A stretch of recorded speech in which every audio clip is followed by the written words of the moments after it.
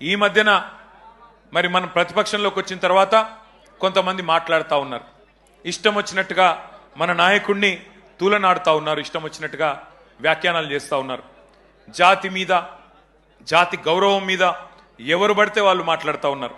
నేను వారికి అందరికీ ఒకటే చెప్తా ఉన్నా, తెలంగాణ మట్టితో మమేకమైన వాడికి, తెలంగాణ మట్టితో మమేకమైన వాడికి, ఉద్యమాల ఉగ్గుపాలు తాగిన వాడికి, ఆత్మగౌరవ పోరాటంలో కలిసి అడుగు నడిచిన వాళ్ళకి మాత్రమే జాతి అంటే ఏంటో తెలుస్తుంది, జాతి గౌరవం అంటే ఏంటో తెలుస్తుంది. సకల జనులు స్వరాష్ట్ర సమరంలో తెగించి కొట్లాడుతున్నప్పుడు, ప్రాణాలకు తెగించి మన నాయకుడు నిరాహార దీక్ష చేస్తున్నప్పుడు, సమైక్యాంధ్రవాదుల సంచులు మోసే సన్నాసులకు జాతి తెలియదు, నీతి తెలియదు, గుర్తుపెట్టుకో.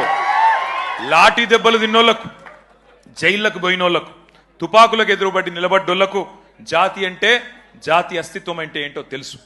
ఉద్యమకారుల మీదికి తుపాకులు తీసుకొని ఆ రోజు దాడికి వెళ్లిన ద్రోహులకు జాతి నిర్వచనం ఎట్లా తెలుస్తుంది? రక్తంలో పౌరుషం ఉంటే, డిఎన్ఏలో ఉద్యమం ఉంటే, ఆత్మాభిమానం అనేది ఎక్కడన్నా నీ శరీరంలో ఉంటే నీకు జాతి అంటే ఏందో, జాతి చరిత్ర అంటే ఏందో తెలుస్తుంది.